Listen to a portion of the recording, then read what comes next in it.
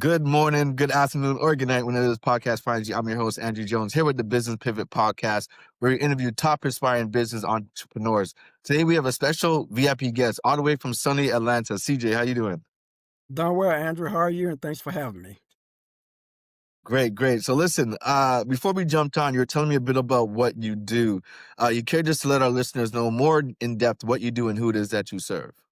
Okay, great. Well, a little bit about my background. I have degrees in physics, electrical engineering, and MBA. I work for major corporations, AT&T, Home Depot, Verizon, NASA, etc. over the years. And I launched my own company back in 2001. I left corporate as director.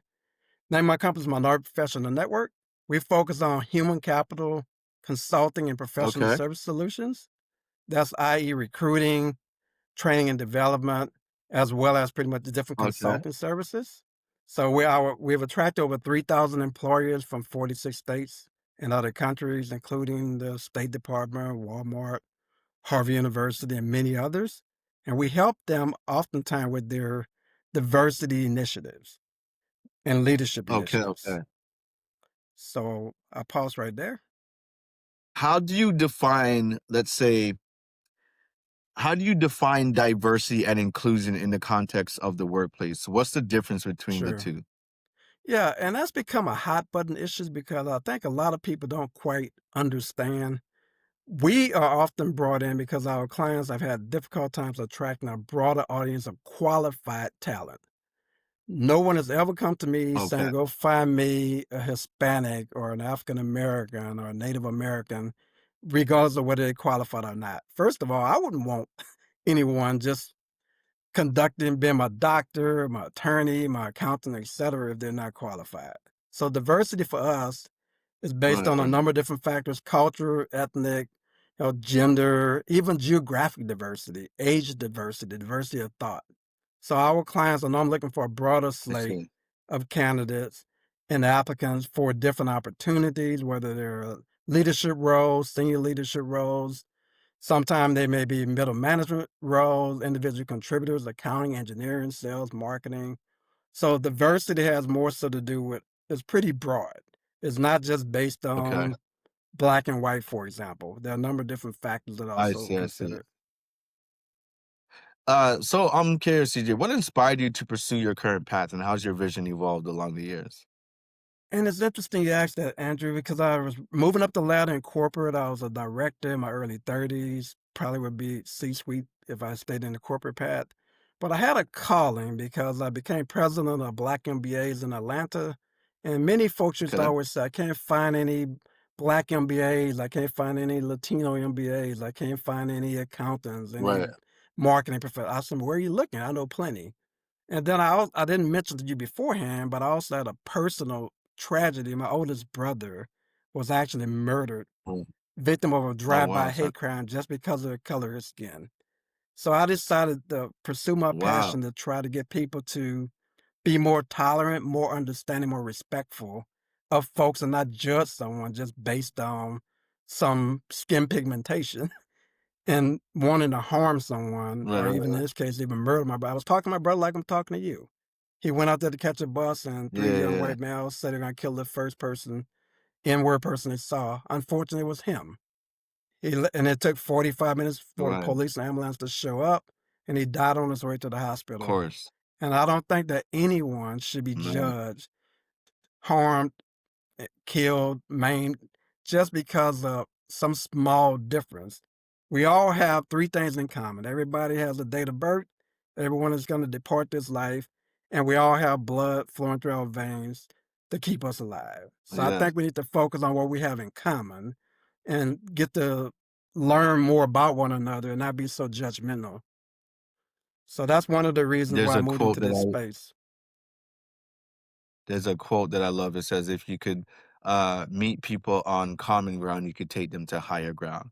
And I think that is needed when we're talking about inclusion. So can you share a story or a specific example of how your network has successfully helped, let's say, an individual from an underrepresented group find a job or thrive in their career?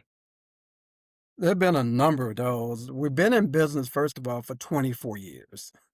We've attracted Right. thousands of employers. We work with a number of candidates. So there are a number of candidates, for example, that I may have placed with major corporations. I can think of a number of examples, but I just cite one. As a young female, think born in Nigeria, for example, and she's working for a Okay. major Fortune 200 corporation. She was a candidate that we identified. I was able to get her resume submitted, help her pretty much. She was able to be invited for an interview, and we provide coaching and preparation. And this young lady is still working for the company years later, and she's referred pretty much Wow. others to our business.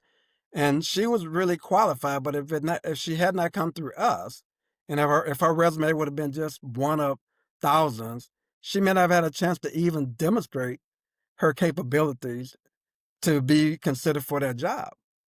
The hiring manager may not have even looked at her, but I by see. us being a trusted partner, then they were able to take a look at the candidates that we submit and interview them. Very competitive situation, no doubt, but she ended up rising to the top and she was offered the job and she's still there years later. Forget again, I'm in Canada, I don't know much about US politics and stuff, so forgive me if this is ignorant, but are Um, these, affirmative action hires or are they skill-based hires? it's always based on skills, skills and Okay, potential. okay. Yeah, I don't believe in quotas. Yeah, I don't believe that you just should Right, right, go right. and hire a bunch of people to meet numbers. Yeah, so that would never be me. I As see, I I mentioned see. to you during the lead up, one of my largest clients was the U.S. Department of State. We worked with them for 14 years, even when Hillary Clinton was Secretary of State. She attended some of the events that we planned. Okay, okay. And they came to us because they were having a hard I see. time attracting a broader segment of the population. And then they say, MPN, how can you help us? We launched all types of email campaigns, social media campaigns. We started planning events. We planned over 60 events in 40 cities. There are a number of people today that are probably working in foreign service careers, or even the CIA. They came to us as well.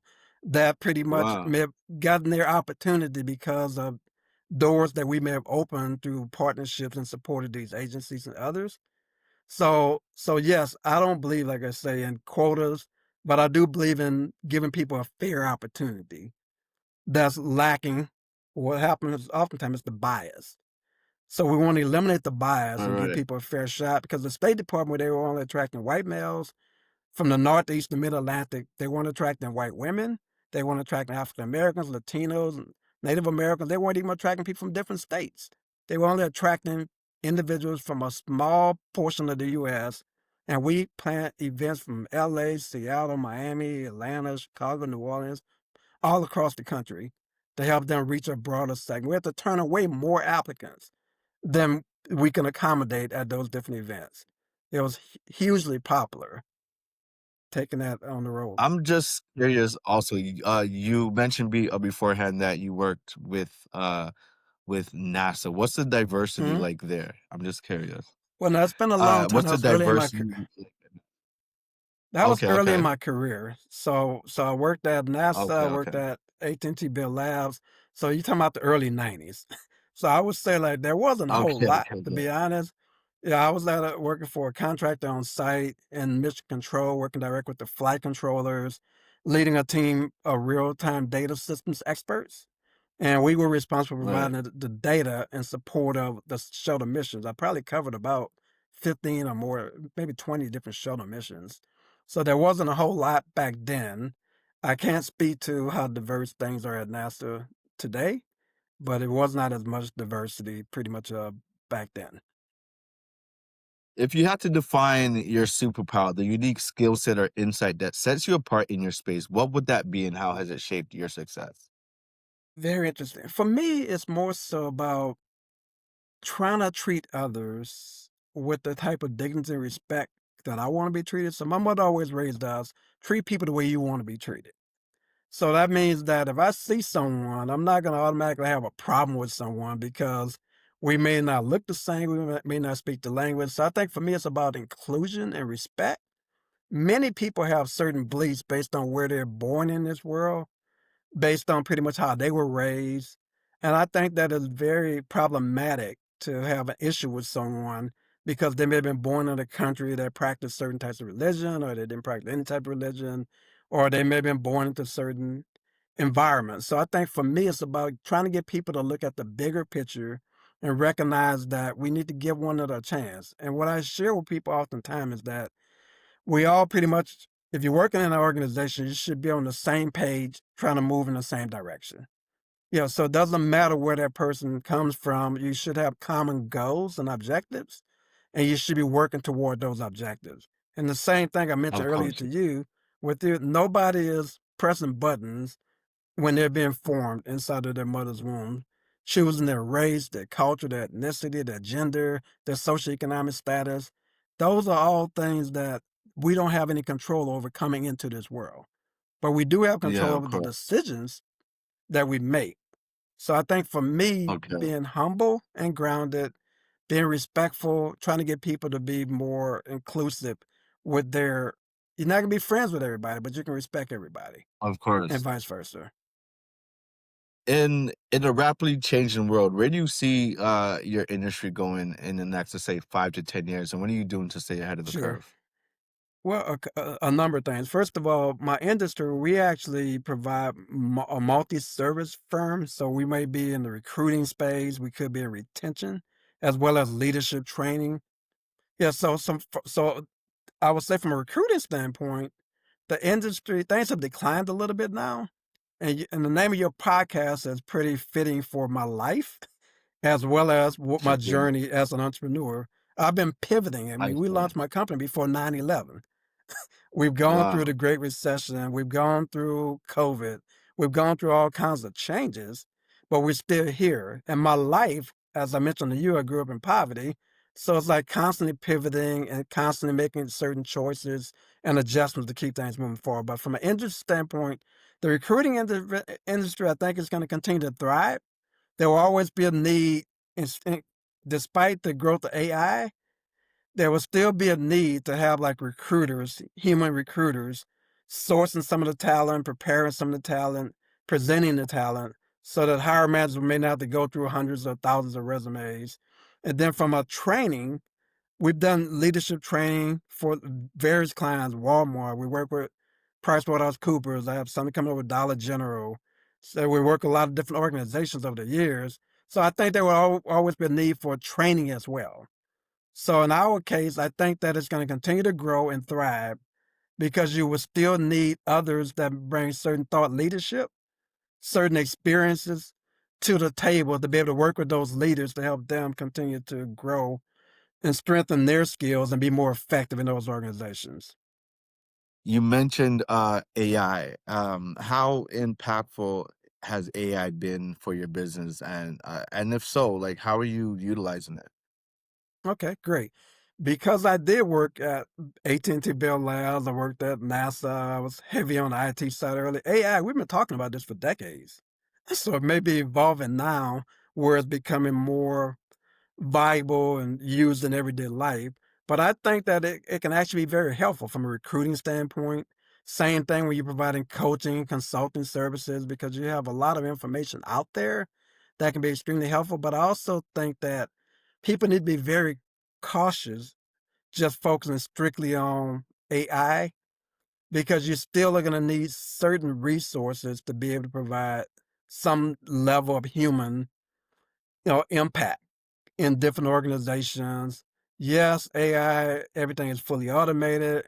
I mean, I love Siri and I love Google and all of these, artificial tools and enablers. And I'm a heavy on technology, but I also think that you would still need you use the tools to be even more effective, to be more efficient, to Right, increase your right. productivity. That's the way I use the technology, and that's the way I encourage my team members and others. But you don't become 100% reliable because if that's the case, let's just take a resume. If everybody just poured the information to AI, all the resumes may look the same. Same thing if I need to get like maybe a draft of a presentation. So you still need to customize it and make it work for you. And that still requires Okay. some Okay. human capabilities to be able to do just that. But I think it's great. I mean, I love to see the evolution in technology. Yeah. Yeah, AI is definitely taking over, and you got to just get with it. or you Yep, just get left behind, right? And just exactly. don't make it don't allow it to replace human connection though, because that's one thing that we will miss if we replace it. So let me ask you this: what are some common mistakes company make? What are some common mistakes that companies make when they try to implement diversity and inclusion initiatives? Sure. First of all, it's not a one shoe fits all approach. I don't think that you can just like when we work with clients, it's typically always custom for that organization. So I can borrow things from Okay, different experiences and bring that to bear to the table. But I need to understand what are your specific challenges? What are your needs? Yeah, what are your pain points? So every organization is different. Sometimes it's about leadership. Sometimes they don't have the numbers. I mean, I've had some people say like, "So what do you want me to do? Replace all of the white males and just replace them with minorities?" Heck no. Yeah, nobody. There's something called attrition. There's something called attrition. There's something called growth. What I want you to do is to like maybe consider a broader slate of qualified candidates.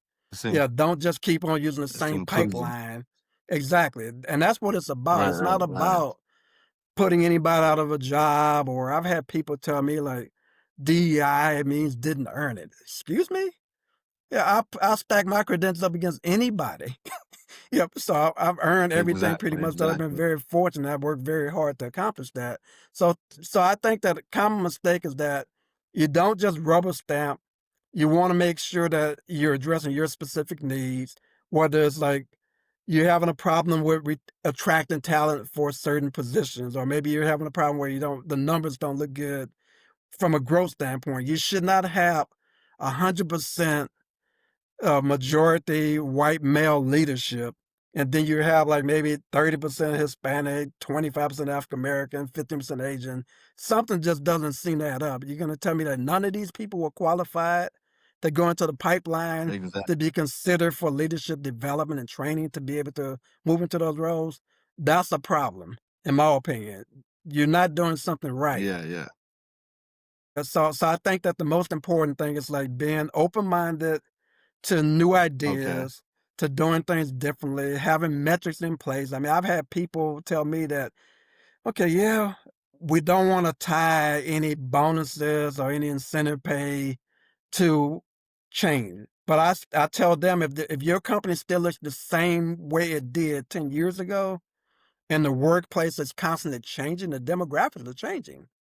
So if you have like more people of color, you have more women, more younger people, and you still have like older leadership that always looks the same, acts the same, that something is wrong.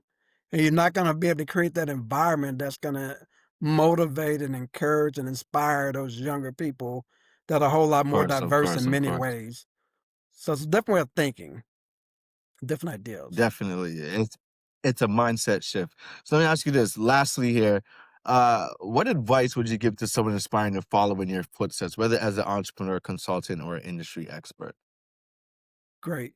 That's an excellent question. I would say the most important thing, whatever you decide to do, you want to be passionate about it. I'm very passionate about what I do and what I've always done. And it doesn't matter if I've been directors in corporate, running my own company, etc. If you take on any role, make sure that there's some passion. Yeah, you're very passionate about it. You're willing to put in the preparation, willing to lay a solid foundation, and being willing to like incrementally grow. You can't just start a business oftentimes and next thing you know you have millions of dollars in revenues or tens of millions, hundreds of millions. Very rarely there may be a few situations like that, but most of us have to put in that sweat equity. We have to have like realistic growth metrics. Yeah, so you can't say, okay, my revenue is going to grow double or triple year over year for the next 5, 10 years or what have you. You want to look at the market, who are a really good business plan, a really good starting with a good Right. executive summary, first of all, a good executive summary, a good business plan, and making sure that it's realistic. And it's better to err on the side of caution. So from my standpoint, it's better to exceed Ah, expectations than underperform. And I think that's where a lot of folks go wrong. Yeah. So like they may look at their forecast and say, okay, yeah, I think I start this business and we're gonna generate 5 million a month. Why not err and say like 3 million? or 2.5 maybe. And if you exceed that, then that's great because you're planning for Of course. the, Aim the high. lower threshold. Yeah, aim high. Yeah, pretty much, and you should.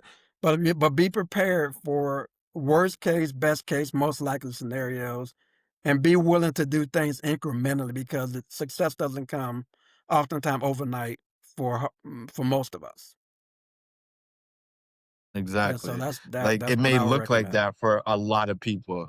It may look like overnight for a lot of people, but what they don't see is people grinding behind the scenes, and it took a lot of Exactly. people years to become what looks like an overnight success, right? Right. Yeah, there are very few, very Most small definitely. percentage of overnight successes.